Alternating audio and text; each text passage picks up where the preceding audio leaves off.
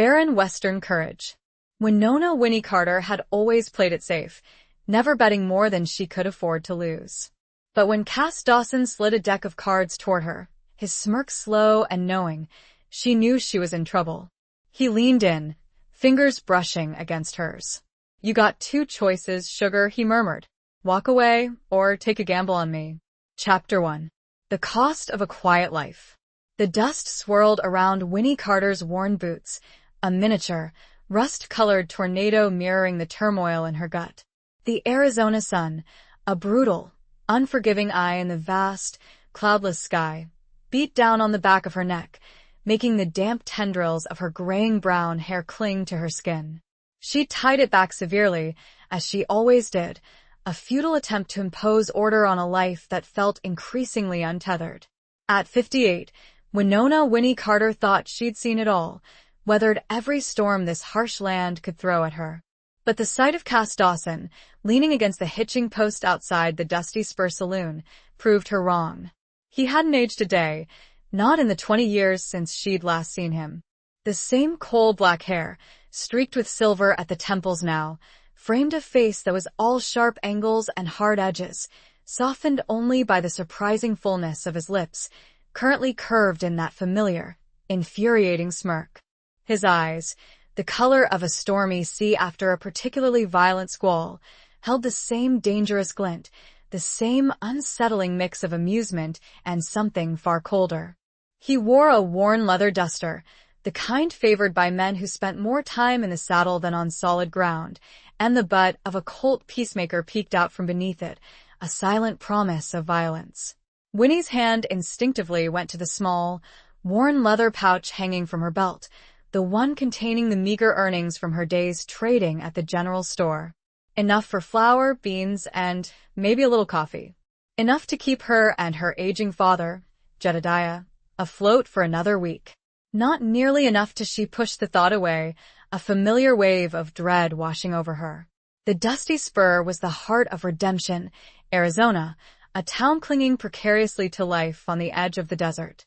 It was a place of sun-baked wood and faded dreams, where the only sounds were the creak of the saloon doors, the occasional whinny of a horse, and the mournful howl of the wind sweeping down from the distant mountains. It was a place where secrets were buried deeper than the graves in Boot Hill, and where the past had a nasty habit of clawing its way back to the surface. Winnie had sought refuge in Redemption, hoping to outrun the ghosts that haunted her. She'd built a quiet life, a predictable life, a life as far removed from the chaos of her youth as she could manage. She'd become a fixture in the small community, known for her steady hand, her quiet confidence, and her unwavering refusal to talk about anything that had happened before she arrived in Redemption. She ran a small, almost unnoticeable homestead a few miles outside of town, raising chickens and a small, stubborn garden that yielded just enough to supplement her meager income from trading. Her father, Jedediah, once a towering figure of a man, now a frail shadow of his former self, was her sole companion. His memory came and went like the desert wind, some days sharp and clear, others lost in a fog of confusion and regret. Winona, Cass's voice, a low, gravelly drawl, cut through the afternoon heat. It was a voice that had once sent shivers down her spine, shivers of a very different kind. Now, it just sent a chill of foreboding straight to her bones. She forced herself to meet his gaze, her own hazel eyes narrowed, her expression carefully neutral. "Cass." Her voice was steady, betraying none of the turmoil raging inside her. He pushed himself off the hitching post, his movements slow and deliberate, like a predator stalking its prey. He stopped a few feet away, close enough for her to catch the scent of him leather, dust, and something else, something indefinably dangerous. It was a scent that conjured up memories she'd spent 2 decades trying to bury. "Long time," he said, his eyes raking over her, taking in the worn cotton dress, the faded apron, the lines etched around her eyes and mouth, the evidence of a life lived hard. "Long enough," Winnie replied, her hand tightening on the pouch at her belt. "Heard you were living out here, keeping company with an old man." The smirk widened, a flash of white teeth against the tan skin. Seems a waste. Winnie's jaw clenched.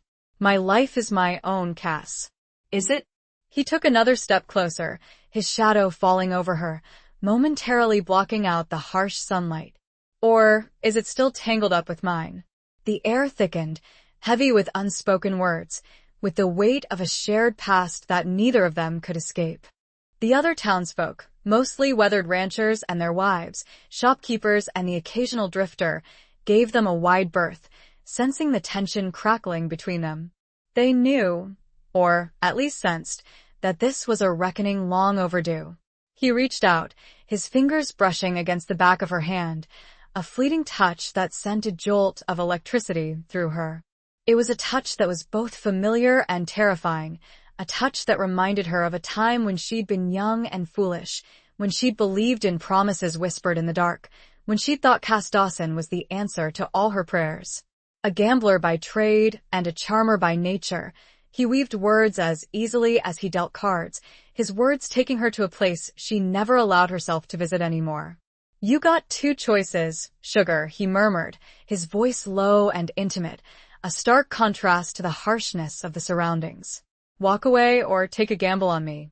His fingers tightened, just a fraction, a subtle pressure that spoke volumes. Winnie stared at him, her heart pounding against her ribs like a trapped bird. She knew what he wanted. She knew what he was offering. And she knew, with a sickening certainty, that she had no choice. The quiet life she'd so carefully constructed was about to crumble, shattered by the return of the one man who could unravel it all. The gamble he spoke of was not cards, but her very existence, her carefully guarded life, her father, everything.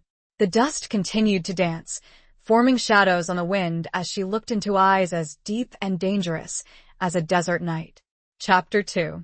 Shadows of the Past. The saloon doors swung shut behind Winnie, plunging her into a dim, smoky world that smelled of stale beer, sweat, and something vaguely desperate.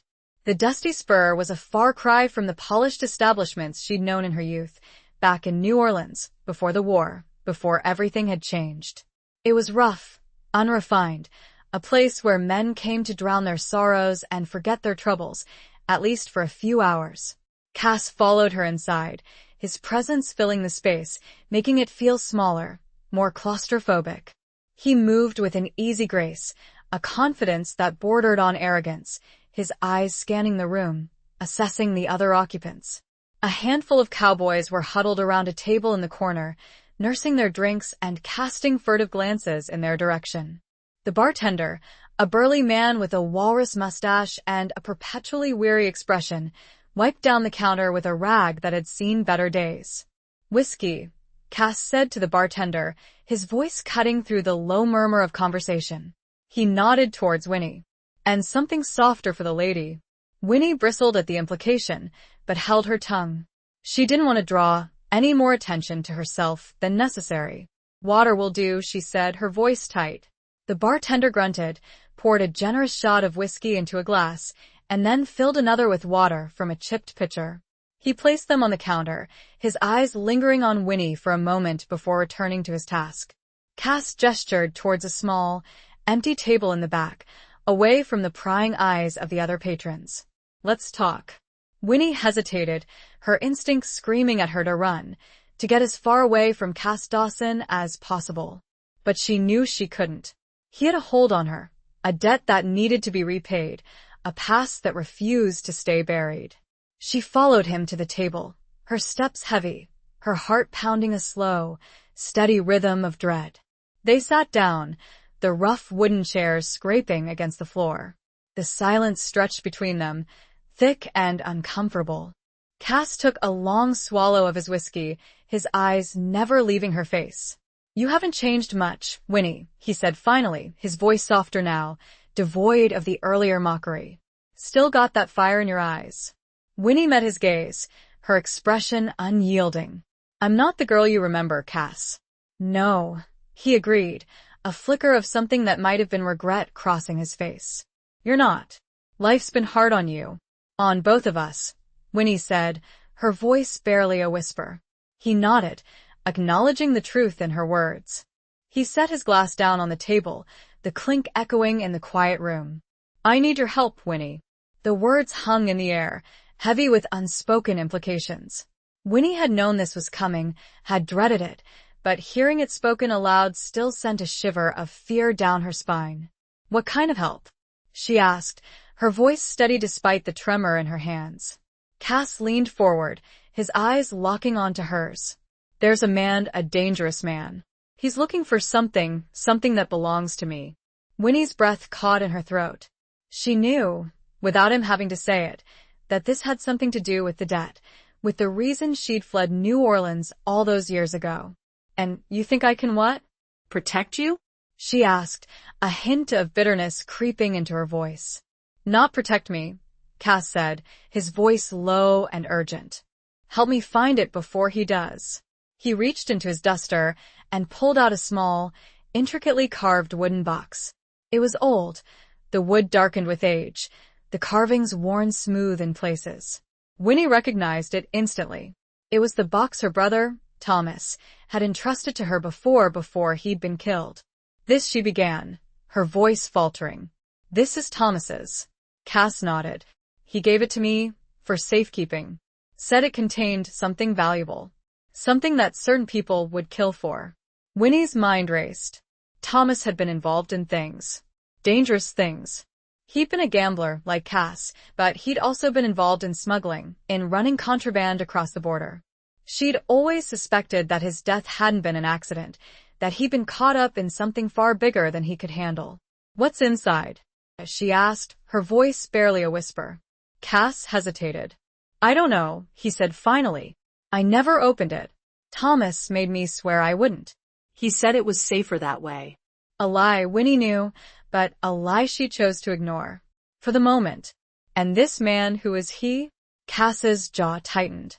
His name is Silas Blackwood. He's a ruthless man. He's got a reputation for getting what he wants, no matter the cost. He paused. And he knows about the box. Knows it's tied to your brother, and to you. The name sent a jolt of fear through Winnie. She'd heard whispers of Silas Blackwood, even in the relative isolation of redemption. He was a legend, a ghost story told around campfires, a man who left a trail of blood and broken lives in his wake. Why me, Cass? She asked, her voice laced with desperation. Why drag me back into this? He looked at her, his eyes filled with a mixture of regret and something else, something she couldn't quite decipher. Because you're the only one I can trust, Winnie. The only one who knows the lay of the land. The only one who understands the stakes. His gaze fell to the box, then back to her. And because Thomas would have wanted it this way. The weight of the past, the burden of her brother's legacy, settled heavily on Winnie's shoulders. She was trapped, caught between a dangerous man and a debt she couldn't ignore. The quiet life she'd so desperately sought was gone, replaced by a storm of violence and uncertainty. She looked down at her hands, gnarled and weathered, hands that mirrored the landscape of her soul. Could she even contemplate taking this path? Could she survive? Chapter 3. A bargain struck in dust. The air in the dusty spur seemed to thicken, the silence punctuated only by the occasional clink of glasses and the low murmur of hushed conversations. Winnie stared at the wooden box, its intricate carvings seeming to writhe and twist in the dim light. It was a tangible link to her past, a past she'd tried so hard to bury, a past that was now threatening to consume her. Trust is a rare commodity these days, Cass, Winnie said, her voice low and tight. She looked up at him, her hazel eyes narrowed, searching his face for any sign of deception. Especially between us. Cass met her gaze, his expression unwavering. I know I haven't earned your trust, Winnie, but I'm asking you to give me a chance. To help me to help Thomas. The mention of her brother's name was a low blow, a calculated move that struck at the heart of her defenses. Thomas had been her protector, her confidant, the one person in the world who had truly understood her. His death had left a void in her life that nothing could fill. What makes you think I know where this thing is? Winnie asked, her voice laced with skepticism. Thomas never told me anything about his business. He didn't have to, Cass replied.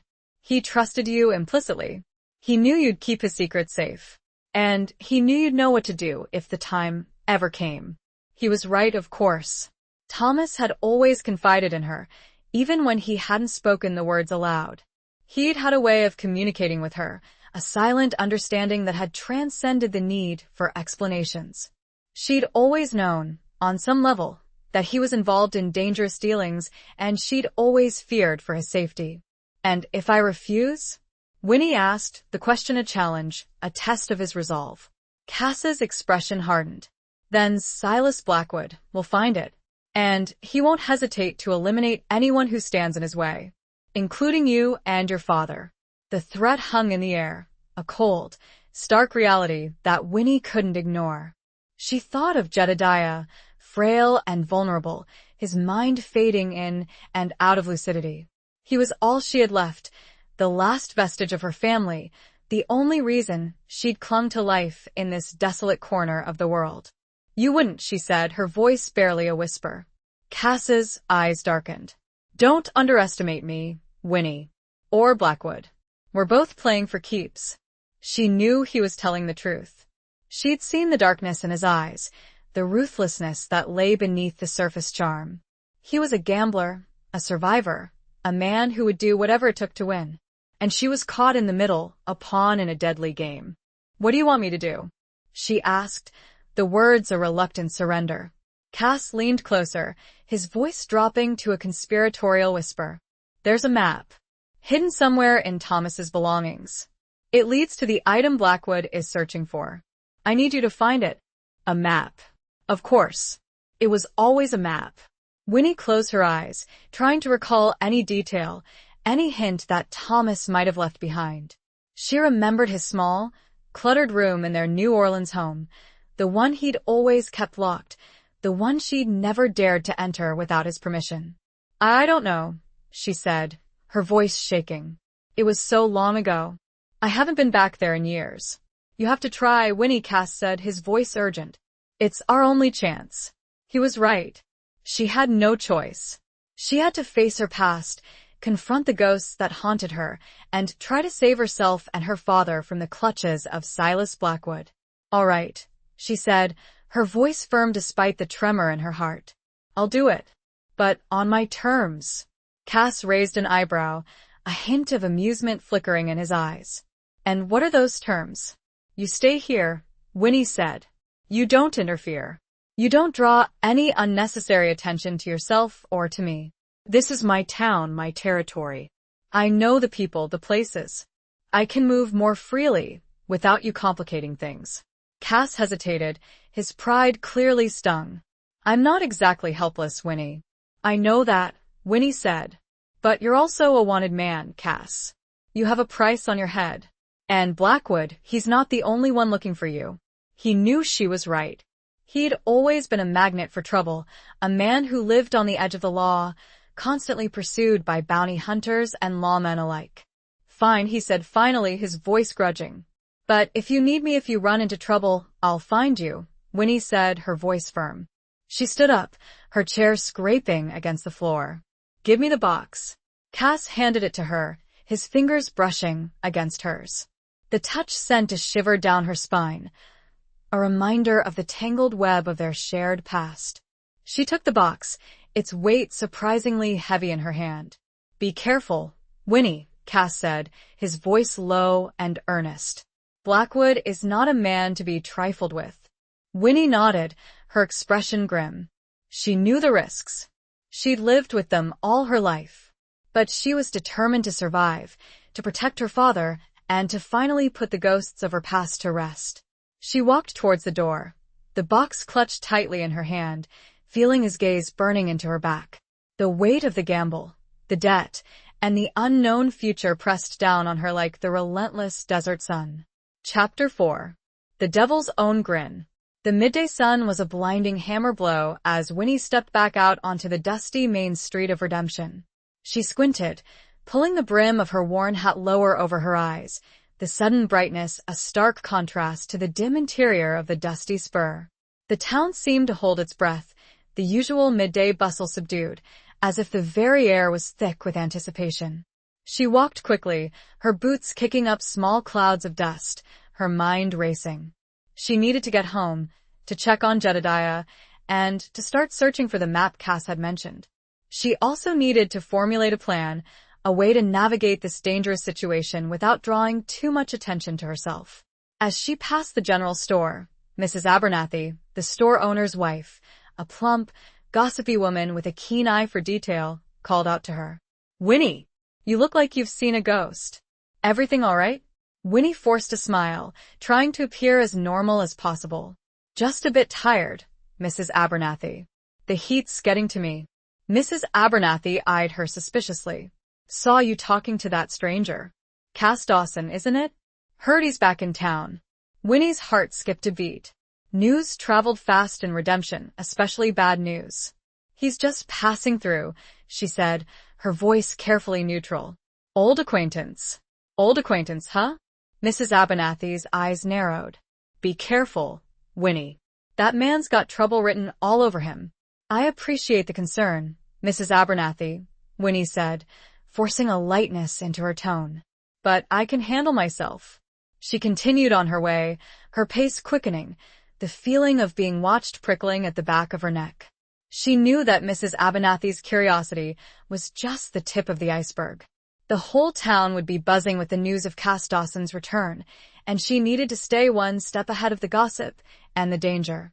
As she reached the outskirts of town, she saw him.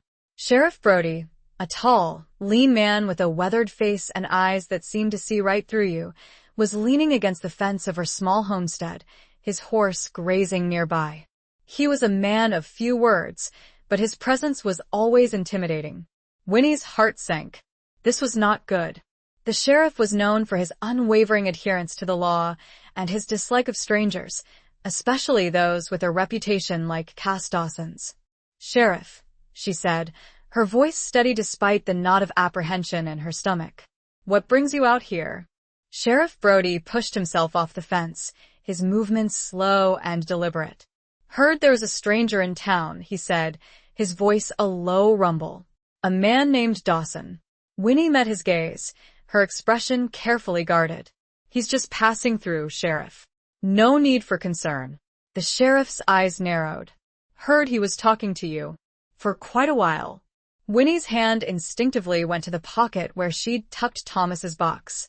She could feel its weight, a constant reminder of the danger she was in. "We have some history," she said, choosing her words carefully. "Old family matters." Sheriff Brody studied her for a long moment, his gaze unwavering. "I don't like trouble, Winnie," he said finally. "And Dawson, he reeks of it." "I understand, Sheriff," Winnie said. "But I can assure you, he won't be causing any trouble in Redemption." The sheriff grunted, unconvinced. "See that he doesn't," he said. "Or I'll be forced to intervene." He turned and mounted his horse, his gaze lingering on Winnie for a moment before he rode off, leaving her standing there in the dust, her heart pounding. She watched him go, the feeling of unease growing stronger. She knew that Sheriff Brody's warning was not to be taken lightly. He was a man of his word, and he wouldn't hesitate to arrest Cass, or anyone associated with him, if he suspected any wrongdoing.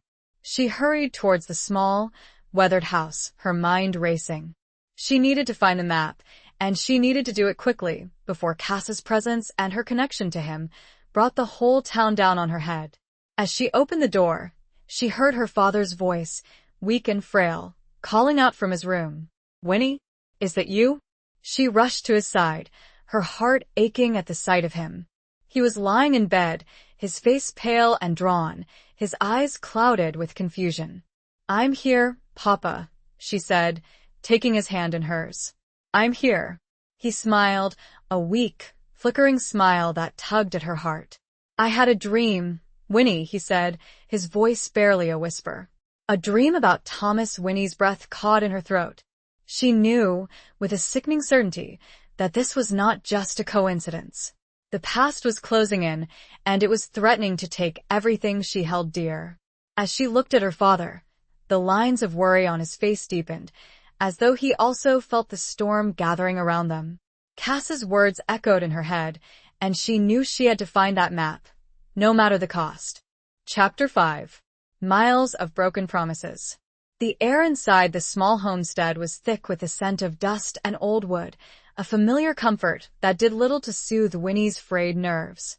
Jedediah had drifted back to sleep, his breathing shallow and uneven, his hand still clutching hers. She gently disengaged herself, placing his hand carefully on the worn patchwork quilt that covered him. She stood there for a moment, looking down at him, her heart aching. He was a shadow of the man he once was, his strength and vitality sapped by age and illness. He deserved peace, a quiet end to a life that had been filled with hardship and loss. And she was determined to give it to him, no matter the cost. She turned and surveyed the small, sparsely furnished room. It was her father's room, the one place in the house that still held remnants of their life before redemption, before the quiet desperation had settled in. A faded photograph of her mother, a beautiful woman with kind eyes and a gentle smile, sat on the rickety bedside table. A worn leather-bound Bible, its pages thin and brittle with age, lay next to it.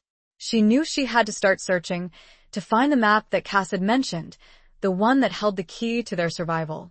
But where to begin? Thomas had always been secretive, his belongings carefully guarded, his secrets locked away. She started with the obvious places, the small wooden chest at the foot of the bed, where Jedediah kept his few remaining possessions, the dusty bookshelf, filled with tattered novels and worn-out farming manuals, the small, cracked wardrobe, where his clothes hung limply, smelling of mothballs and old age. She searched meticulously, her hands moving carefully through the meager belongings, her heart pounding with a mixture of hope and dread. She found nothing. No map, no hidden compartments, no clues of any kind. Frustration began to build, a tight knot in her chest. She was running out of time. Cass's presence in redemption was a ticking clock, and Sheriff Brody's warning was a constant reminder of the danger they were in. She sat down heavily on the edge of the bed, her head in her hands. She felt overwhelmed, defeated. She'd promised Cass she'd find a map, but she had no idea where to look. She closed her eyes, trying to recall any detail, any memory that might help her. She remembered Thomas's room in their New Orleans home, the one he'd always kept locked. She remembered the way he'd always been so careful with his belongings, so secretive about his affairs. And then it hit her. The Bible. She reached for the worn leather-bound Bible on the bedside table, her hands trembling. She remembered Thomas, a devout man despite his flaws. She carefully opened its cover. She remembered him saying, on more than one occasion, that the answers to life's greatest mysteries could be found within its pages. She flipped through the thin, brittle pages, her eyes scanning the familiar verses, her heart pounding. And then she saw it, a small, folded piece of paper tucked between the pages of the Book of Revelation. She carefully removed it, her hands shaking. It was a map, drawn in faded ink on a piece of parchment that was almost as old as the Bible itself. It was a map of the area surrounding Redemption, the familiar landmarks marked with intricate detail, the winding river, the towering mesas, the hidden canyons. And in the center of the map, marked with a large, bold X, was a location she recognized. Devil's Gulch. A chill ran down Winnie's spine. Devil's Gulch was a desolate, treacherous place, a maze of narrow canyons and hidden caves, a place where outlaws and desperados were said to hide from the law. It was a place of danger, of violence, of death. She stared at the map, her mind racing. She knew what she had to do. She had to go to Devil's Gulch, to find whatever it was that Thomas had hidden there, to retrieve it before Silas Blackwood could get his hands on it. It was a dangerous undertaking, a journey into the heart of darkness. But she had no choice. She'd made a promise to Cass, a promise to her brother, a promise to protect her father. And she would keep it no matter the cost. The miles ahead were fraught with unknown perils, but she steeled herself, clutching the map. The parchment felt like a lifeline and a death warrant, all in one. The decision was made. Now, all that remained was the execution. And the waiting. Chapter 6. Echoes in the Canyon. The journey to Devil's Gulch was a silent, solitary affair. Winnie rode her aging mare, Bess, a sturdy, reliable animal that had been her companion for years. The sun beat down mercilessly, the air shimmering with heat, the landscape a blur of browns and grays. She'd left before dawn, slipping out of the homestead while Jedediah was still asleep, leaving a note explaining that she'd gone to trade for supplies and would be back before nightfall. It was a lie, of course, but a necessary one. She couldn't risk him knowing the truth, couldn't bear to see the fear in his eyes. She'd packed a small bag with essentials: water, jerky, a blanket, and a small, well-oiled pistol that she'd kept hidden for years, a relic from her past that she'd hoped she'd never have to use again. She wore her sturdiest clothes, a pair of worn denim trousers and a long-sleeved shirt, and a wide-brimmed hat that shielded her face from the sun. As she rode, she studied the map, memorizing the landmarks, the twists and turns of the trail. Devil's Gulch was a place she'd avoided all her life, a place that held a dark reputation, a place where few ventured and even fewer returned. The silence was broken only by the rhythmic thud of Bess's hooves on the hard-packed earth, the occasional cry of a hawk circling overhead, and the whisper of the wind through the dry brush. It was a silence that amplified her thoughts, her fears, her doubts. She thought of Cass, waiting back in redemption, his fate intertwined with hers. She thought of Silas Blackwood, the shadowy figure who haunted her nightmares, the man who would stop at nothing to get what he wanted. She thought of Thomas, her brother, his memory a constant ache in her heart, his legacy a burden she was now forced to carry. She pushed herself onward, driven by a fierce determination to survive, to protect her father, to fulfill the promise she'd made. She had to be strong. She had to be resourceful. She had to be ruthless. As she entered the mouth of Devil's Gulch, the landscape changed dramatically. The open desert gave way to towering rock walls, casting long, dark shadows that seemed to swallow the light. The air grew cooler, the silence more profound, the sense of danger palpable.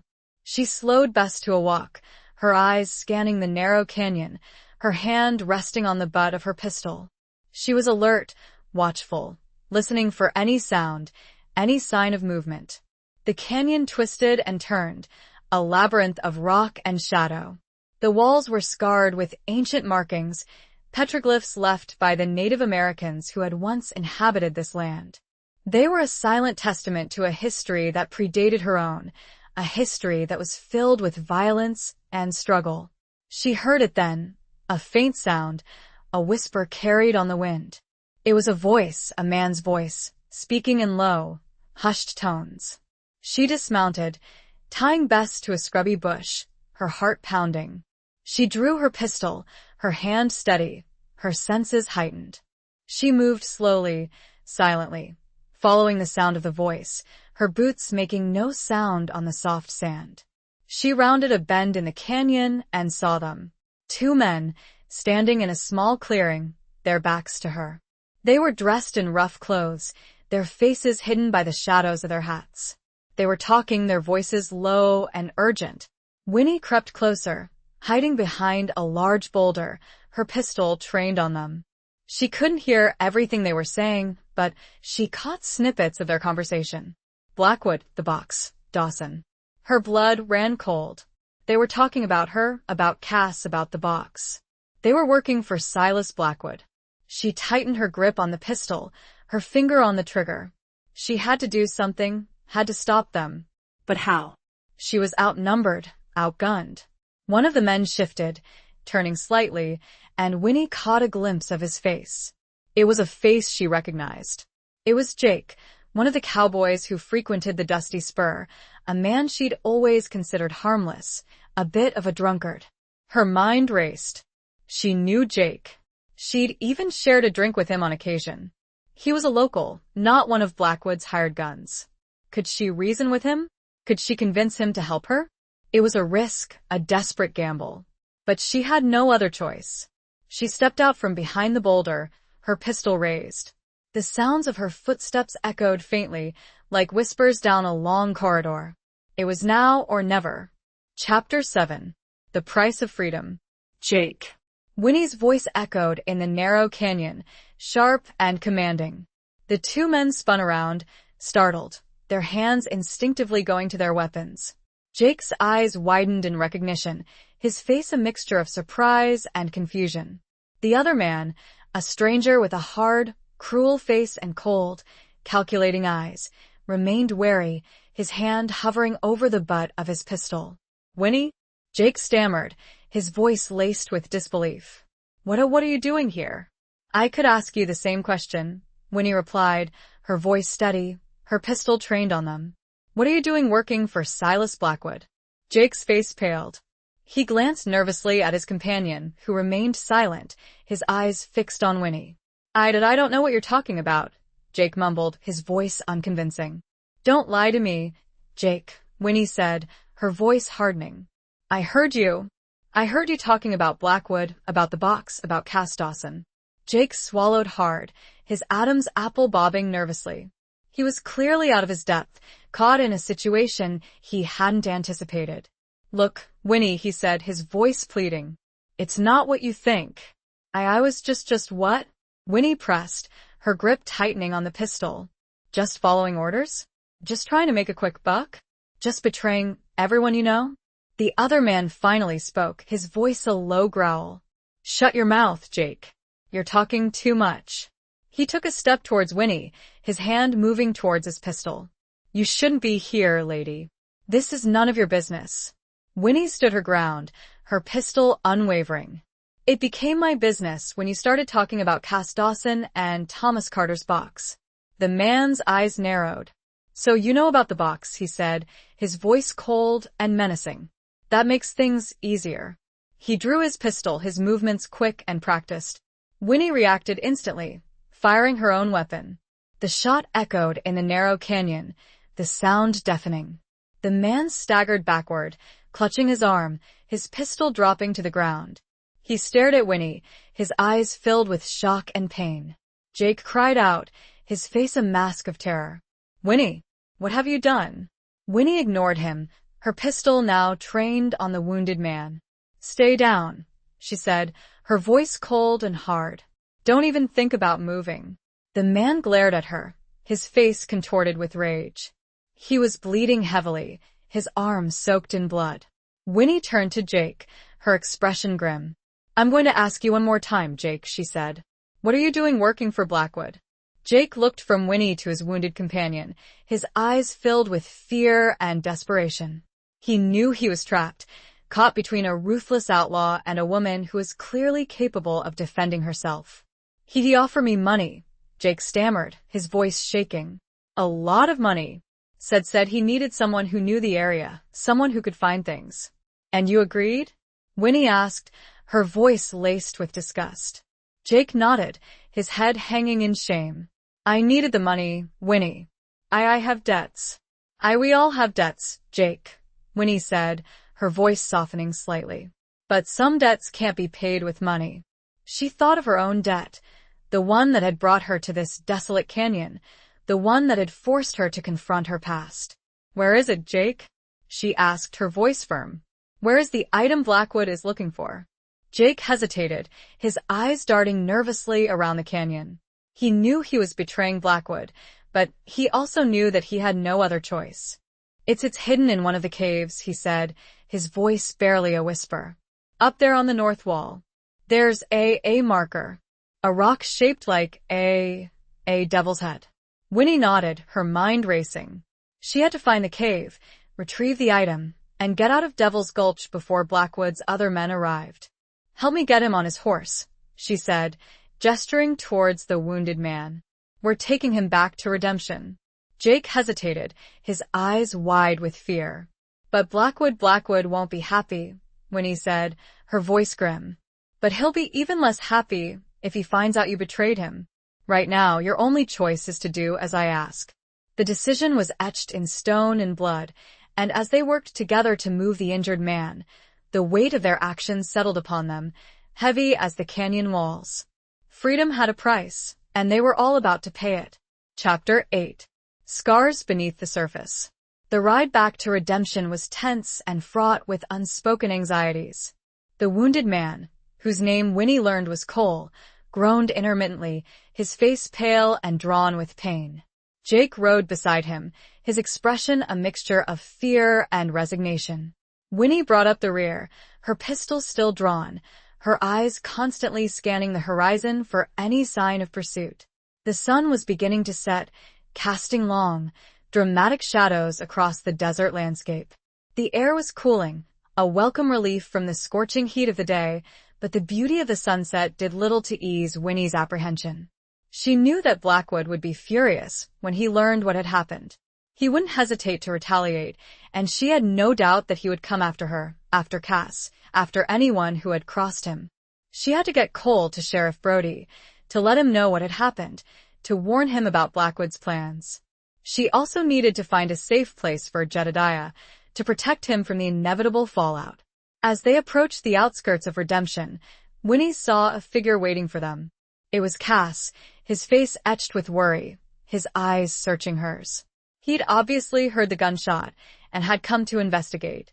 He saw Cole, slumped over in his saddle, his arm bandaged with a makeshift sling made from Winnie's scarf. He saw Jake, his head hung low, his expression defeated. And he saw Winnie, her face grim and determined, her pistol still in her hand. He dismounted, his movements quick and urgent. "What happened?"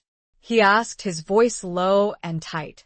Winnie quickly explained the situation, telling him about the encounter in Devil's Gulch, about Jake's betrayal, about the map, about the item hidden in the cave. Cass listened intently, his eyes darkening with anger.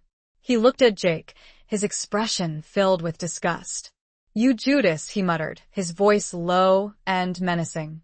Jake flinched, his eyes avoiding Cass's gaze. He knew he'd made a terrible mistake, and he was now paying the price. "We need to get Cole to the sheriff," Winnie said, interrupting Cass's tirade. "And we need to warn him about Blackwood." Cass nodded, his anger momentarily subdued by the urgency of the situation. He helped Winnie get Cole off his horse and into the sheriff's office, a small, sturdy building located in the center of town. Sheriff Brody was surprised to see them, his eyes widening as he took in the scene. Cole, bleeding and unconscious Jake, handcuffed and dejected Winnie and Cass, their faces grim and determined. Winnie quickly explained what had happened, her voice calm and controlled, despite the turmoil raging inside her. Sheriff Brody listened intently, his expression hardening with each word. "Blackwood," he muttered, his voice low and angry. "I knew he'd be trouble." He examined Cole's wound, his movements efficient and practiced. "He'll live," he said finally, "but he'll need a doctor." He turned to Jake, his eyes narrowed. "You're in a lot of trouble, son," he said. "A lot of trouble." Jake hung his head, his shoulders slumping. He knew he was facing a long prison sentence and possibly worse. Sheriff Brody turned to Winnie and Cass, his expression grave. "I appreciate you bringing him in, Winnie," he said. "But I'm afraid this is just the beginning. Blackwood won't let this go unpunished." He paused, his eyes searching theirs. "I need to know everything," he said. "Everything about Blackwood, about the box, about Thomas Carter's dealings." Winnie and Cass exchanged a look. They knew they had no choice. They had to trust Sheriff Brody, to tell him the truth, to hope that he could help them. It was a gamble. The sheriff was known for his by-the-book nature. The truth could easily land Cass in jail, or worse. As Winnie began to speak, revealing the long-buried secrets of her past, she felt a strange sense of relief. The weight of those secrets had been crushing her for years, and now, finally, she was able to release them. The scars of her past were laid bare. It was not healing, but it was a start.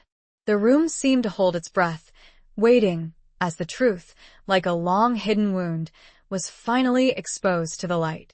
Chapter 9. A storm on the horizon. The confession, if it could be called that, stretched late into the night. Winnie and Cass took turns, filling in the gaps in each other's stories, painting a picture of Thomas Carter's life, his dealings with Silas Blackwood, and the events that had led to his death. Sheriff Brody listened patiently, occasionally interjecting with a question, his pen scratching across the pages of his notebook, the only sound in the otherwise silent room. The story was a tangled web of smuggling, double crosses, and hidden treasures, a tale that stretched from the opulent mansions of New Orleans to the dusty streets of Redemption. It was a story of greed, betrayal, and ultimately, tragedy. As Winnie spoke, she felt a strange sense of catharsis, a release of the pent-up emotions that she'd carried for so long. She'd always blamed herself for Thomas's death, for not being able to protect him, for not seeing the danger he was in. Now, finally, she was able to share the burden, to let go of the guilt that had haunted her for years. Cass, too, seemed to find a measure of solace in the telling. He'd always been a man of secrets, his past shrouded in mystery, his emotions carefully guarded. But now, with Winnie by his side, he was able to open up, to reveal the vulnerabilities that lay beneath his tough exterior. He spoke of the debt of honor he'd owed Thomas, of the friendship that had transcended their often illegal dealings. Sheriff Brody, for his part, remained stoic, his expression unchanging. He was a man of the law, and he'd heard countless stories of crime and violence. But there was a flicker of something in his eyes, a hint of understanding, perhaps even sympathy, for the two people sitting before him. When they were finished, the silence returned, heavy and profound. The only sound was the ticking of the clock on the wall, a constant reminder of the passage of time, of the danger that was looming. Sheriff Brody closed his notebook, his expression grave. "Thank you," he said, his voice low and sincere, "for your honesty. It explains a lot." He paused, his eyes searching theirs. "I believe you," he said finally. "I believe that you're telling me the truth. But that doesn't change the fact that you're both in a lot of danger. Blackwood won't rest until he gets what he wants. And he won't hesitate to kill anyone who stands in his way." Winnie nodded, her heart heavy. She knew the risks. She'd known them from the moment Cass Dawson had walked back into her life. "What do we do?" Cass asked, his voice laced with a hint of desperation. Sheriff Brody leaned back in his chair, his gaze sweeping over them. "We prepare," he said, his voice firm. "We prepare for a storm that's been brewing for a long time." He outlined a plan, a strategy to protect Redemption, to protect Winnie and her father, to confront Blackwood and his men. It was a risky plan, a desperate gamble, but it was the only chance they had. He would deputize Cass, giving him temporary legal authority, a shield against the bounty hunters who would inevitably be drawn to him. He would also gather a posse, a group of local men who were willing to fight, to defend their town, to stand up to Blackwood's tyranny. Winnie, for her part, would be tasked with securing Jedediah, taking him to a safe place, a hidden location where Blackwood wouldn't be able to find him. It was a task that filled her with dread, but she knew she had to do it. She had to protect her father, no matter the cost. As they left the sheriff's office, the first rays of dawn were beginning to paint the sky with hues of pink and orange. The air was still and quiet, the town seemingly asleep, unaware of the danger that was about to descend upon it. Winnie looked at Cass, his face etched with worry, his eyes filled with a mixture of determination and fear. She reached out and took his hand, her fingers intertwining with his. "We'll get through this," she said, her voice firm, her gaze unwavering. "Together." Cass squeezed her hand, his grip tight and reassuring. "Together," he repeated, his voice a low whisper. But as they stood there, hand in hand, silhouetted against the rising sun, a dark cloud appeared on the horizon, a swirling mass of dust and wind, a visible manifestation of the storm that was about to break. It was a clear sign. Blackwood was coming, and Redemption was in his path. Chapter 10. Between Law and Loyalty. The air in Redemption crackled with a tension that was almost palpable. The news of Sheriff Brody's plan, of Cass's temporary deputization, and of the looming threat of Silas Blackwood spread through the town like wildfire, igniting a mixture of fear, excitement, and grim determination. Men gathered in small groups, their faces etched with worry, their hands hovering over their weapons. Women huddled together, their whispers filled with anxiety, their eyes darting nervously towards the horizon. The children, sensing the unease, clung to their mother's skirts, their playful chatter silenced. Winnie, meanwhile, was focused on her own task, securing Jedediah. She knew she had to get him out of town, to the hidden location that Sheriff Brody had suggested, a small, abandoned cabin nestled in the foothills of the nearby mountains. She found him sitting on the porch of their homestead, his frail body wrapped in a blanket, his eyes staring out at the vast, empty landscape.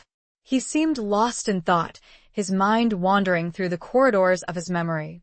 "Papa," she said softly, approaching him. "We need to go." He turned to her, his eyes clouded with confusion. "Go? Where are we going, Winnie?" She knelt beside him, taking his hand in hers. "We're going on a little trip," she said, forcing a lightness into her tone. "Just for a few days. To get away from the heat." He looked at her, his brow furrowed. "But what about the chickens? What about the garden?" Winnie's heart ached at his words.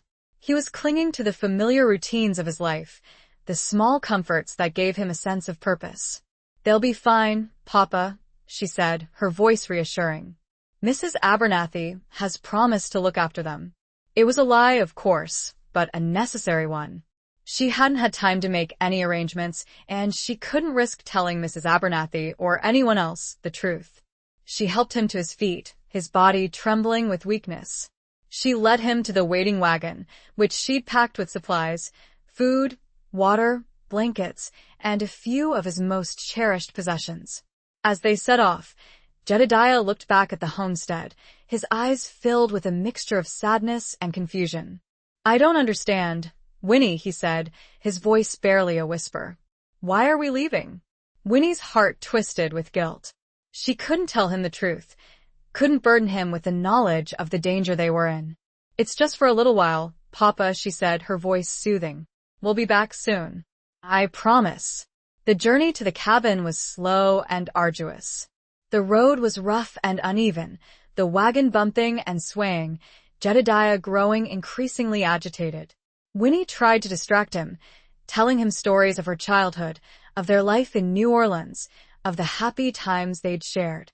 But her words seemed to fall on deaf ears. He was lost in his own world, his mind grappling with the sudden upheaval, the unfamiliar surroundings.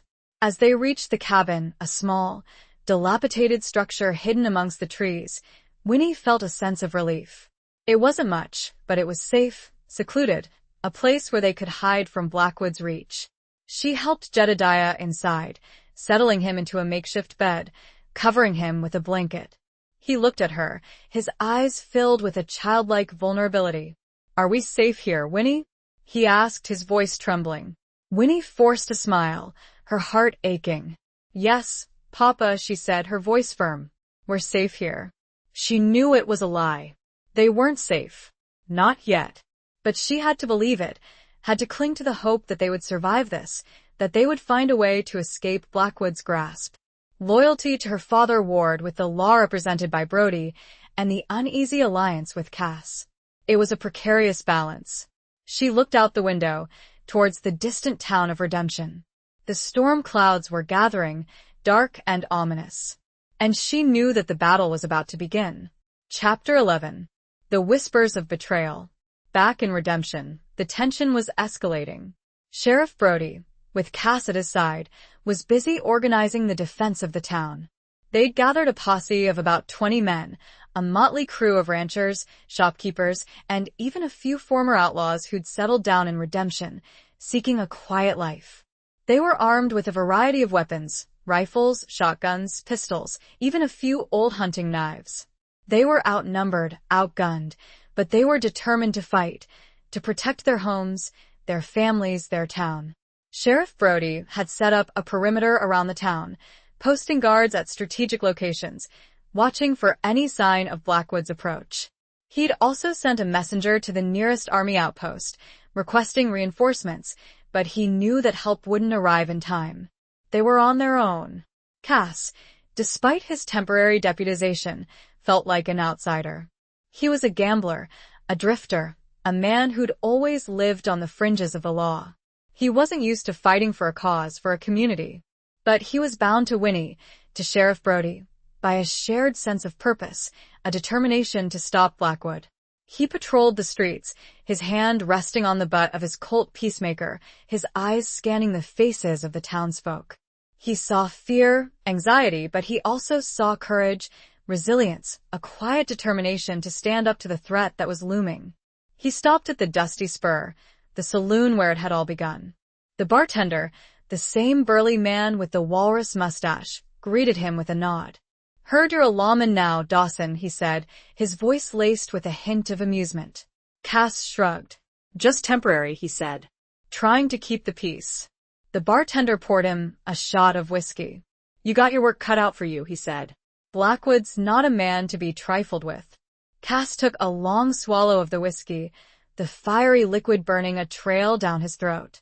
"I know," he said. "But we're not going to let him take this town without a fight."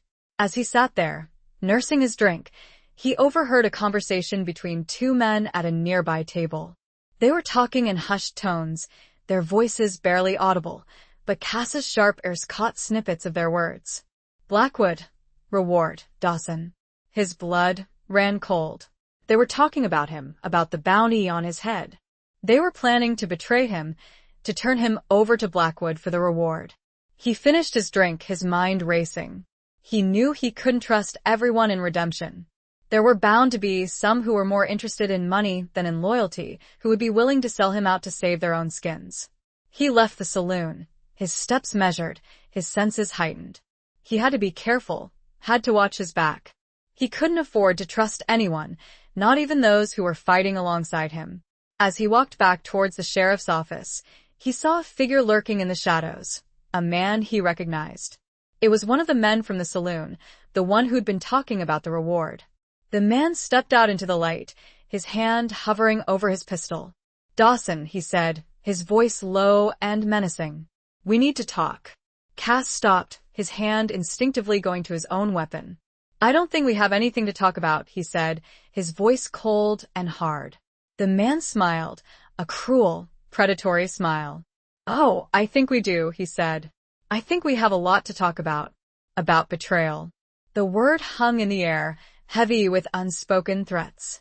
The whispers of the town had solidified into a tangible danger, and Cass knew he was walking a tightrope between survival and oblivion. Chapter 12. Riding Through Fire. The confrontation was swift and brutal. The man, whose name Cass learned was Miller, drew his pistol, but Cass was faster. His Colt Peacemaker barked, the shot echoing through the quiet streets, the bullet finding its mark. Miller staggered backward, clutching his chest, his eyes wide with shock and pain, before collapsing in a heap in the dusty street. Cass stood over him, his pistol smoking, his heart pounding.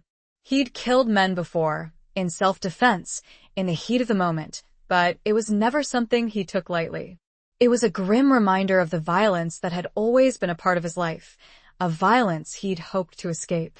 He heard footsteps approaching and turned to see Sheriff Brody running towards him, his face etched with concern. "What happened?" he asked, his voice urgent. Cass quickly explained the situation, telling him about the overheard conversation, about Miller's betrayal, about the bounty on his head. Sheriff Brody listened intently, his expression hardening. "I suspected as much," he said, his voice grim. "There are always those who are willing to sell their souls for a few dollars." He knelt beside Miller's body, checking for a pulse. He found none. "He's dead," he said, his voice flat. He stood up, his gaze sweeping over Cass. "You did what you had to do," he said. "But this complicates things. It will only fuel Blackwood's anger." He paused, his eyes searching Cass's. "We need to move quickly," he said. "We need to get to Devil's Gulch, to retrieve the item before Blackwood does." Cass nodded, his mind racing. He knew that time was running out.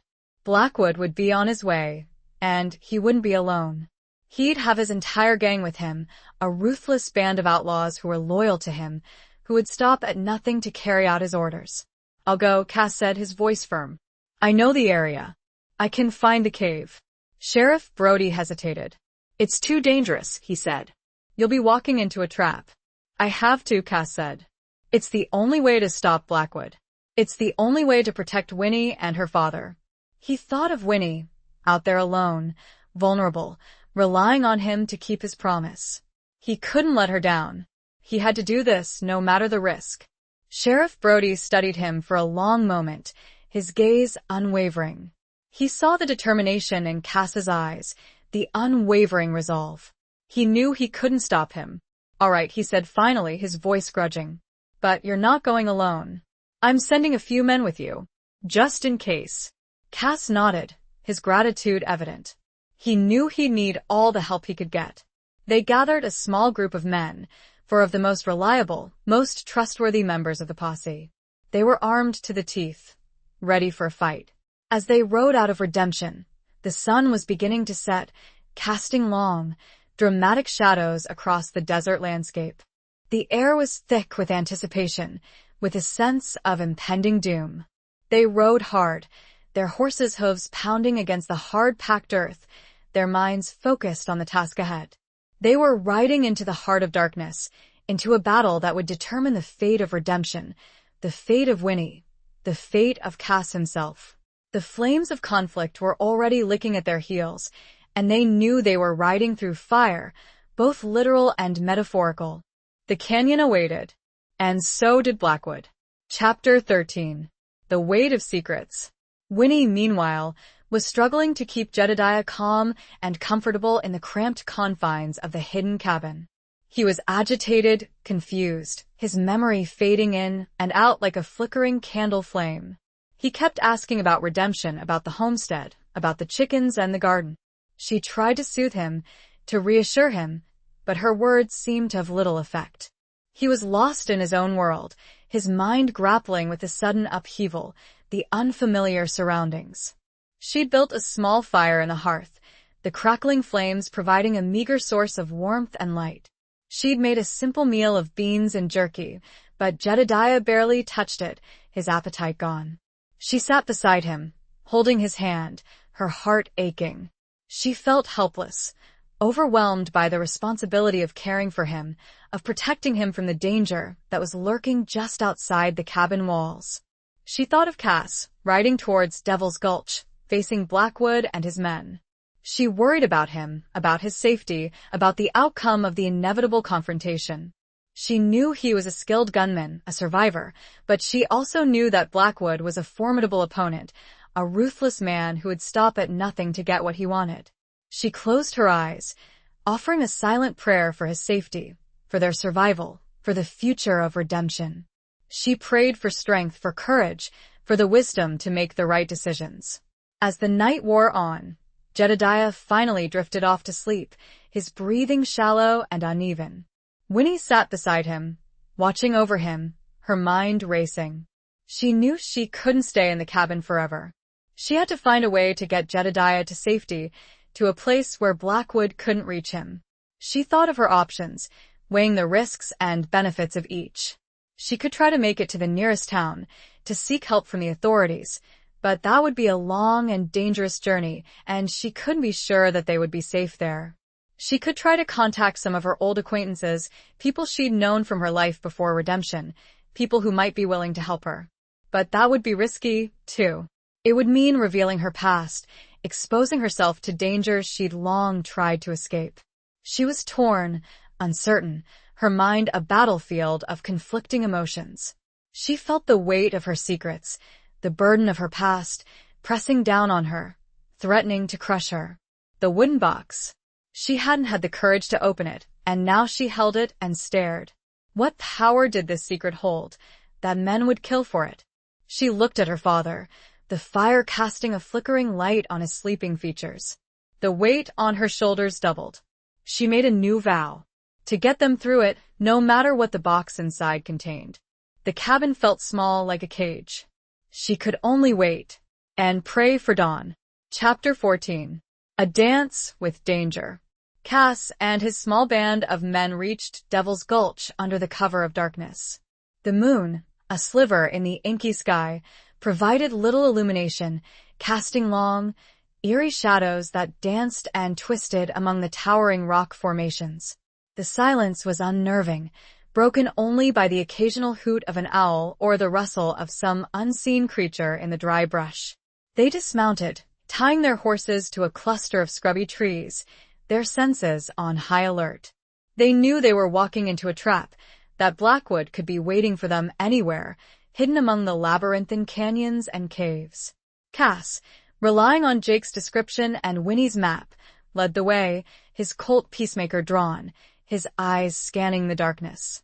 The other men followed close behind, their rifles at the ready, their faces grim and determined.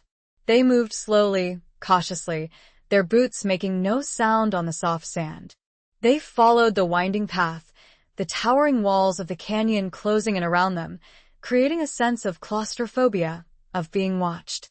They reached the area where Jake had said the cave was located, the north wall of the canyon, marked by a rock formation shaped like a devil's head. Cass studied the rock face, his eyes searching for any sign of an opening, a hidden entrance. He found it a narrow crevice, almost invisible in the darkness, partially concealed by a large boulder. He signaled to the others, his hand movements silent and precise. They approached the crevice, their weapons raised, their hearts pounding.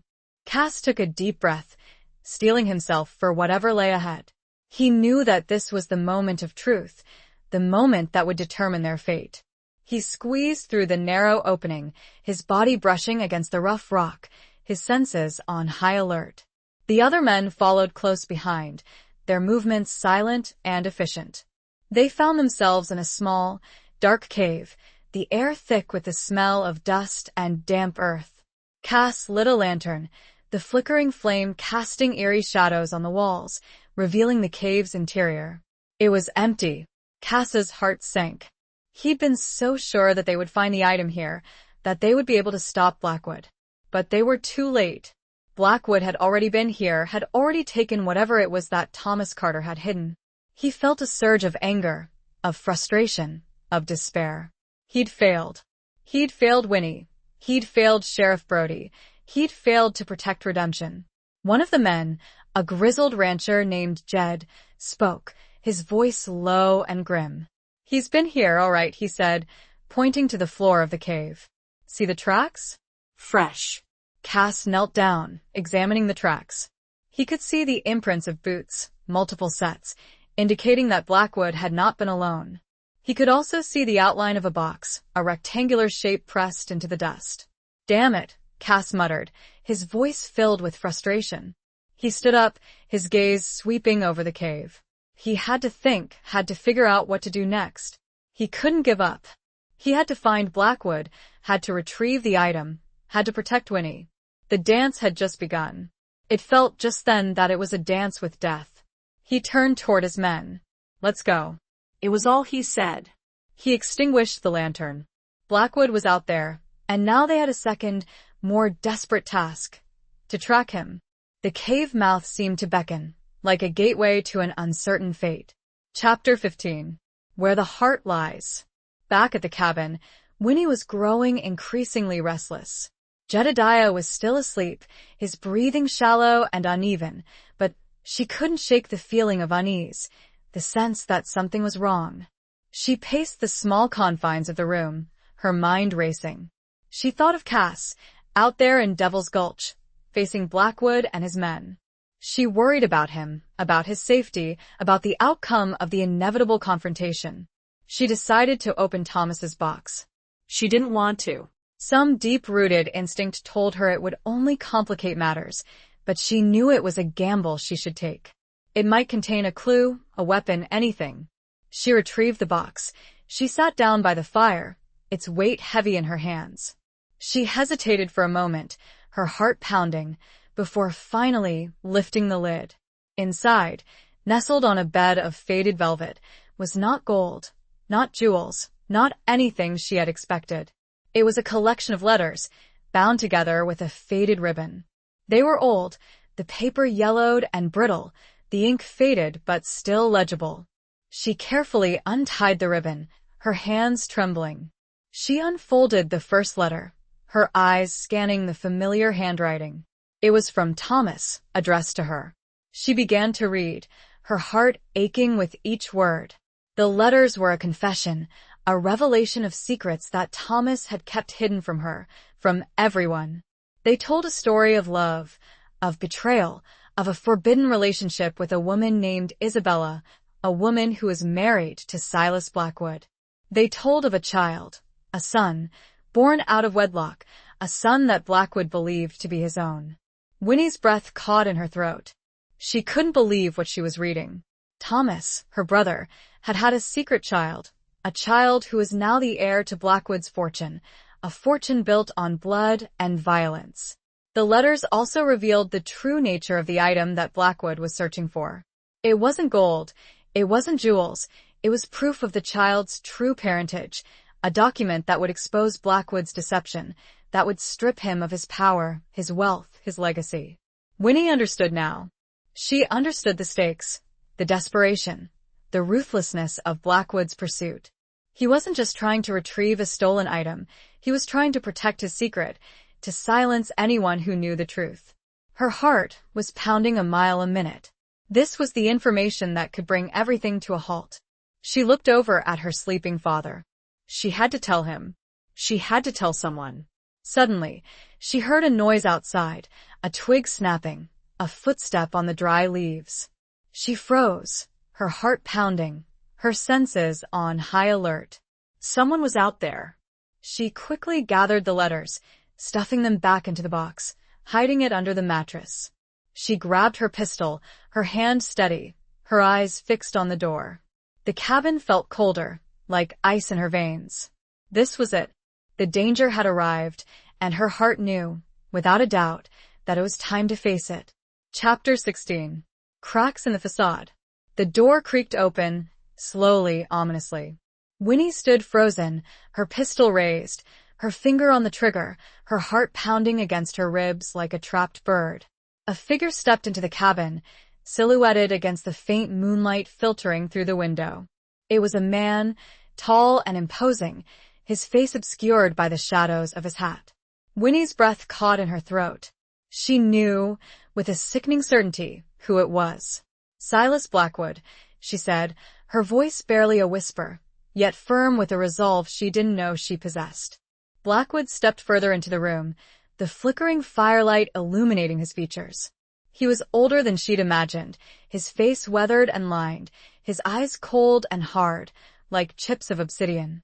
He was dressed in expensive clothes, a stark contrast to the rough surroundings, a clear indication of his wealth and power. "Winona Carter," he said, his voice a low, smooth drawl, devoid of any warmth or emotion. "I've been looking for you." Winnie stood her ground, her pistol unwavering. "What do you want?" she asked, her voice steady despite the tremor in her hands. Blackwood smiled, a cruel, predatory smile that sent a chill down her spine. "I think you know what I want," he said. "I want what's mine." He gestured towards the cabin, his eyes sweeping over the meager furnishings, the makeshift bed where Jedediah lay sleeping. "You've been hiding something from me, Winona," he said. "Something that belongs to me." Winnie's mind raced. She had to protect Jedediah, had to protect the letters, had to find a way to escape. "I don't know what you're talking about," she said, her voice a lie, a desperate attempt to buy time. Blackwood's smile widened, his eyes glinting with amusement. "Don't play coy with me, Winona," he said. "I know about the letters. I know about Thomas's indiscretion. I know about the child." Winnie's heart sank. He knew everything. He'd found out the truth, somehow, somewhere. "The child is none of your concern," she said, her voice defiant, her grip tightening on the pistol. Blackwood chuckled, a low, rumbling sound that echoed in the small cabin. "Oh, but it is, Winona," he said. "It is very much my concern. That child is the key to everything. To my legacy, to my power, to my revenge." He took a step closer, his eyes locking onto hers. "Where are the letters, Winona?" he asked, his voice low and menacing. "Where is the proof?" Winnie hesitated, her mind racing. She knew she couldn't give him the letters, couldn't let him destroy the evidence of Thomas's love, of the child's true parentage. "I don't have them," she lied, her voice unwavering. Blackwood's eyes narrowed. "Don't lie to me, Winona," he said, his voice hardening. "I know you have them, and I'll get them, one way or another." He signaled to someone outside, and two men stepped into the cabin, their faces grim and determined, their hands hovering over their weapons. They were Blackwood's henchmen, his loyal followers, ready to carry out his orders. Winnie was outnumbered, outgunned.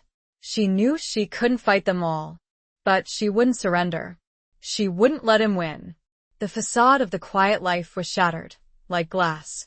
The cracks revealed the raw, dangerous reality that Winnie now faced, and she knew this was a fight for survival, for truth, for everything she held dear. Chapter 17.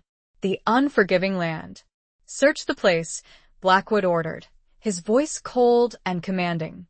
His 2 henchmen began to ransack the cabin, overturning furniture, ripping apart bedding, their movements brutal and efficient. Winnie watched them, her heart pounding, her pistol still raised, her finger on the trigger. She knew she had to do something, had to find a way to escape, to protect Jedediah. Blackwood stood there, watching her, his eyes filled with a mixture of amusement and contempt. "It's no use, Winona," he said. "You can't stop me. I always get what I want." Winnie met his gaze, her expression defiant. "Not this time, Blackwood," she said, her voice firm. "Not this time." She saw an opportunity, a fleeting chance to escape. The henchmen were distracted, their attention focused on their search. Jedediah was still asleep, oblivious to the danger. She made her move.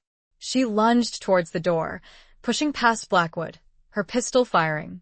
The shot went wild, missing its target, but it created a distraction, a moment of chaos. She burst out of the cabin, running as fast as she could, her boots pounding against the hard-packed earth. She heard shouts behind her, the sound of pursuit, but she didn't look back.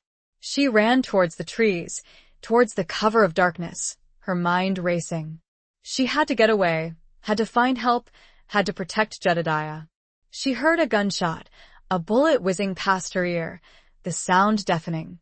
She stumbled, but kept running, her lungs burning, her legs aching. She reached the trees, plunging into the darkness, the branches scratching at her face, her clothes. She could hear Blackwood's men crashing through the undergrowth, their voices close behind. She knew she couldn't outrun them. She had to find a place to hide, a place to make a stand. She spotted a small crevice in the rock face, a narrow opening concealed by a thicket of bushes. She squeezed through the opening, her body scraping against the rough rock, her heart pounding. She found herself in a small, dark cave, similar to the one in Devil's Gulch. She huddled in the darkness, her pistol clutched in her hand, her senses on high alert. She could hear Blackwood's men searching for her, their voices getting closer. She held her breath, praying that they wouldn't find her. The unforgiving land, which had once offered her solace, now felt like a menacing presence, a labyrinth of shadows and danger. She was trapped, alone, hunted. But she was not defeated. Winnie Carter was a survivor. And she would fight. Chapter 18. A Revelation in the Ruins. The sounds of pursuit faded, replaced by an eerie silence that was almost more unnerving. Winnie remained hidden in the small cave, her pistol clutched in her hand, her senses on high alert. She didn't know how long she stayed there, huddled in the darkness, her mind racing, her body trembling. She thought of Jedediah, back in the cabin, vulnerable and defenseless. She thought of Cass, out there somewhere, unaware of the danger she was in. She thought of the letters hidden under the mattress, the proof of Thomas's secret, the key to Blackwood's downfall. She knew she had to do something, had to find a way to escape, to protect Jedediah, to expose Blackwood. But she was trapped, alone, hunted. As the first rays of dawn began to filter through the cracks in the rock face, illuminating the cave's interior, she heard a sound. It was a faint sound, a distant rumble, like the approach of a storm. She listened intently, her heart pounding. The sound grew louder, closer, until it was unmistakable. It was the sound of horses' hooves, many horses, approaching at a rapid pace. She peered out of the crevice, her eyes scanning the landscape. She saw them, a cloud of dust rising in the distance, a group of riders approaching fast. It was Cass and Sheriff Brody and the posse. They'd found her. A surge of relief washed over her, a wave of hope in the midst of despair. She was not alone. She had help. She stepped out of the cave, waving her arms, shouting, her voice hoarse. Cass. Here. I'm here. Cass saw her, his face etched with relief, his eyes filled with concern. He spurred his horse, galloping towards her, the other riders close behind. He dismounted, his movements quick and urgent. Winnie, are you all right? What happened? She quickly explained the situation, telling him about Blackwood's arrival, about the search, about Jedediah, about the letters. Cass listened intently, his eyes darkening with anger. He's got Jedediah? He asked, his voice tight. Winnie nodded, her eyes filled with tears. He's in the cabin, she said. We have to go back. We have to save him. Sheriff Brody arrived, his face grim and determined. We'll get him back. Winnie, he said. I promise you. He turned to the posse, his voice firm and commanding. Let's go, he said. We've got a job to do. They rode towards the cabin, their horses' hooves pounding against the hard-packed earth, their minds focused on the task ahead. They were riding into a battle, a confrontation with Blackwood and his men. As they approached the cabin, they saw it. The cabin was in ruins, smoke billowing from the shattered windows, the roof partially collapsed. It had been burned, destroyed. Winnie's heart sank. She felt a wave of despair, a sense of overwhelming loss. Had they failed? Were they too late? They dismounted, their weapons drawn, their senses on high alert. They approached the ruins cautiously, their eyes scanning the wreckage. They found him. Jedediah was lying on the ground, amidst the debris, his body battered and bruised, but alive. He was unconscious, his breathing shallow and uneven. Winnie rushed to his side, kneeling beside him, her heart aching. Papa, she whispered, her voice choked with emotion. Papa, can you hear me? He stirred, his eyes fluttering open. He looked at her, his gaze confused, his memory clouded. Winnie? He whispered, his voice weak and frail. What happened? Winnie held him close, her tears falling onto his face. It's all right, Papa, she said, her voice soothing. You're safe now. You're safe. But as she held him, she saw something that made her blood run cold. Lying beside Jedediah, amidst the charred remains of the cabin, was the wooden box. It was open, empty. The letters were gone. Blackwood had found them. He had the proof. And he was gone. The revelation hit her like a physical blow. It was a victory and a devastating loss, all intertwined. The battle was won, but the war was far from over. Chapter 19. Crossroads of Destiny. The immediate aftermath was a blur of activity. Jedediah was carefully carried back to Redemption, where Doc Miller, the town's aging but capable physician, tended to his injuries. He was bruised and shaken, his memory even more fragmented than before, but he was alive. Winnie stayed by his side, holding his hand, her heart filled with a mixture of relief and lingering dread. Sheriff Brody organized a search party to track Blackwood, but it was a futile effort. The outlaw had vanished, disappearing into the vast, unforgiving landscape like a phantom. He'd left no trace, no indication of his destination, his intentions. Cass, meanwhile, was torn between his loyalty to Winnie and his desire for revenge. He wanted to go after Blackwood, to make him pay for what he'd done, but he knew he couldn't leave Winnie alone, not now, not when she needed him most. They stood together on the porch of the sheriff's office, watching the sunset paint the sky with hues of orange and purple. The town was quiet, subdued, recovering from the shock of the recent events. He'll be back, Winnie said, her voice low and weary. He won't let this go. Cass nodded, his jaw tight. I know, he said. He's got what he wanted, but he'll want more. He'll want to silence us permanently. They fell silent, their thoughts heavy with unspoken fears, with the uncertainty of the future. They were at a crossroads, their lives irrevocably changed by the events of the past few days. Winnie thought of the letters, of Thomas's secret, of the child who was now the heir to Blackwood's fortune. She knew that Blackwood would use the letters to his advantage, to manipulate, to control, to destroy anyone who stood in his way.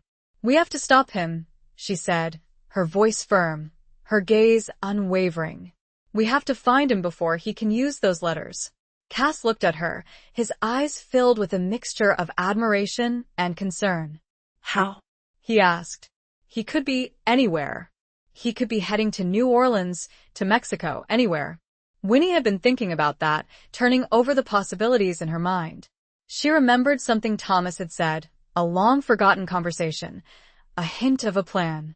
There's a place, she said, her voice hesitant. A place Thomas used to talk about. A sanctuary. Somewhere he could go to escape, to disappear. She paused, her memory struggling to grasp the details. It's somewhere near the border, she said. A place called Lost River. Cass looked at her, his brow furrowed. Lost River? He said. I've heard of it. It's just a legend, a myth. A place where outlaws are said to go to vanish. Winnie nodded. That's what Thomas said, she said. He said it was real. He said he had a contact there. Someone who could help him. It was a long shot, a desperate gamble, but it was the only lead they had. They had to try. They had to find Lost River, to find Blackwood, to stop him before it was too late. We'll go, Cass said, his voice firm, his gaze resolute. We'll find this Lost River. And we'll find Blackwood. They knew the journey would be dangerous, the odds stacked against them. But they were bound together by a shared sense of purpose, by a determination to protect each other, to protect Jedediah, to seek justice for Thomas. Their destinies were intertwined, their paths converging on a single, uncertain point, Lost River. The crossroads had led them to a new, even more perilous path. Chapter 20. The final confrontation of hearts and horizons. The journey to Lost River was a grueling test of endurance. The landscape was harsh and unforgiving, a vast expanse of desert and mountains, where water was scarce and danger lurked around every corner. Winnie and Cass rode for days, their bodies aching, their spirits tested, their determination fueled by a mixture of hope and desperation.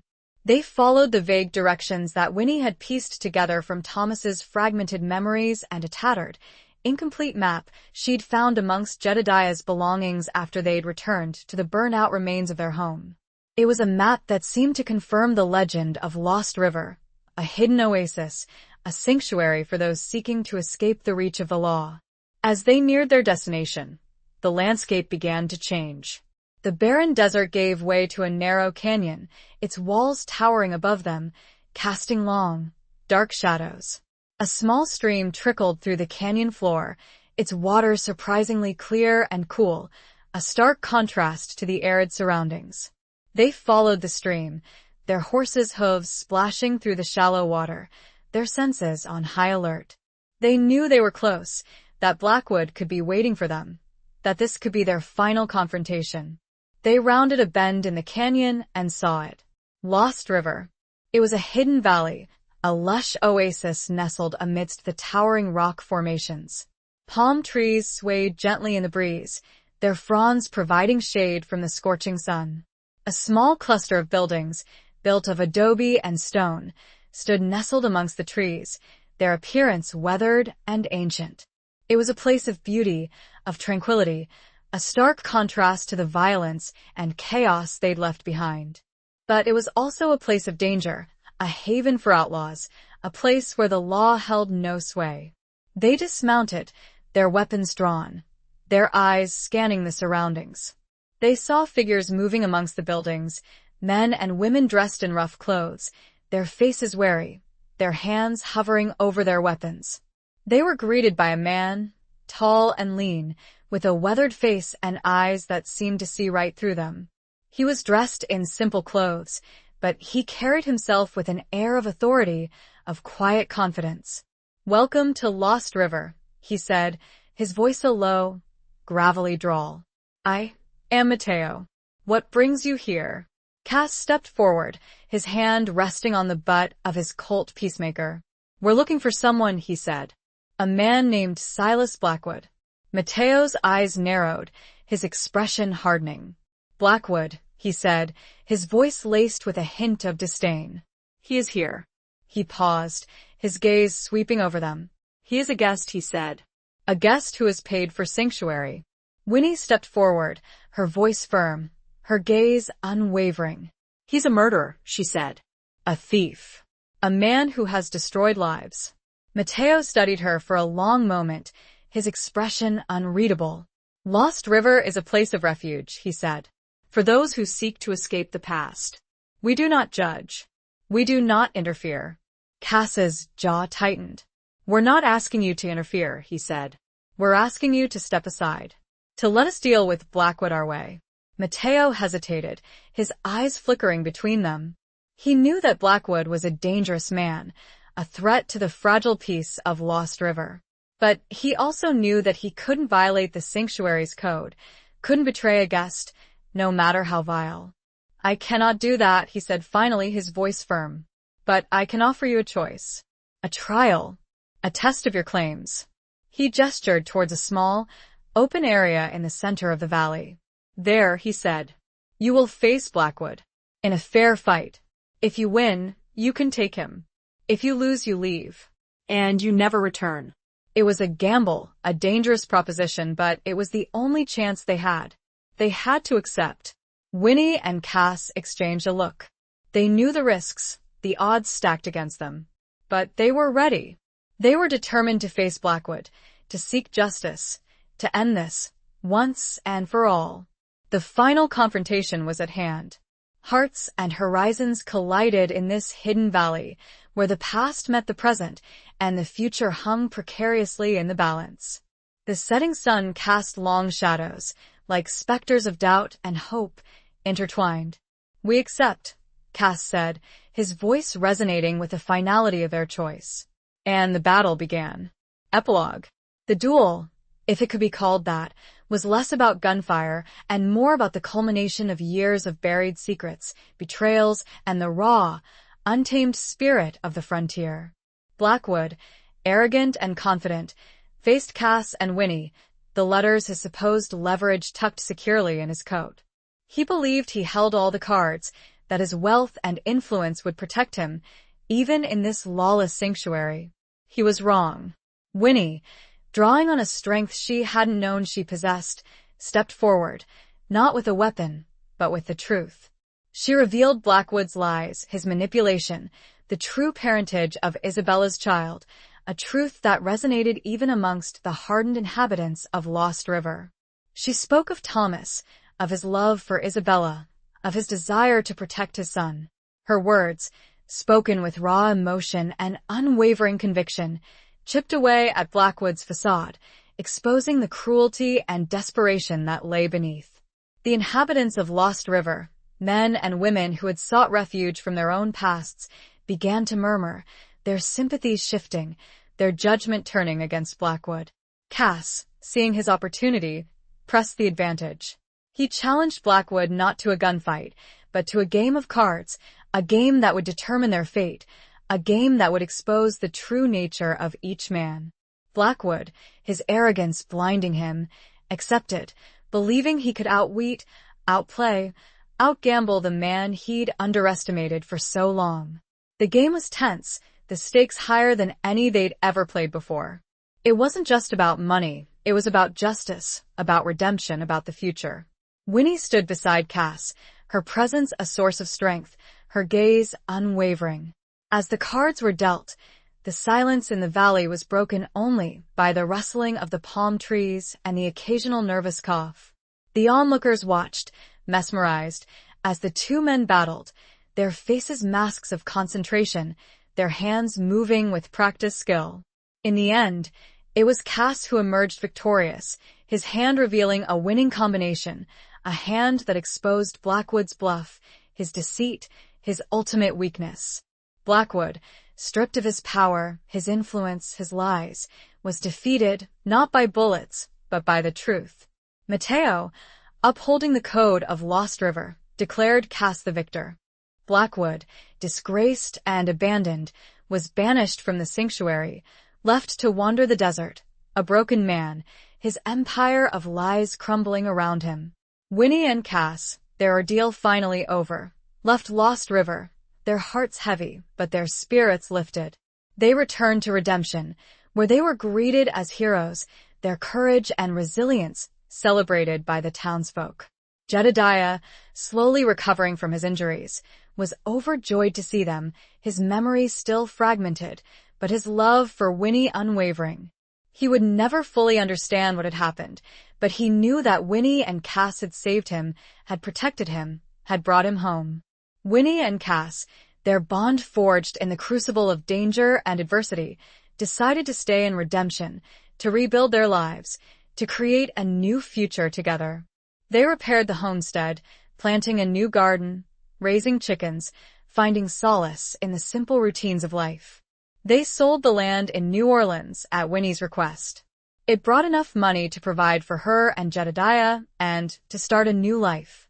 They never forgot Thomas, or Isabella, or the child whose future had been so dramatically altered by the events of the past. They honored their memory, cherishing the love that had transcended the boundaries of law and loyalty. The sun set on redemption, casting a golden glow over the small town, a promise of peace, of healing, of a new beginning.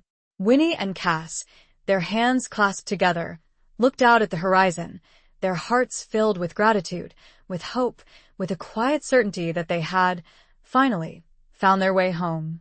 The gambler's debt was finally paid, not in gold, but in courage, in truth, and in love. The end.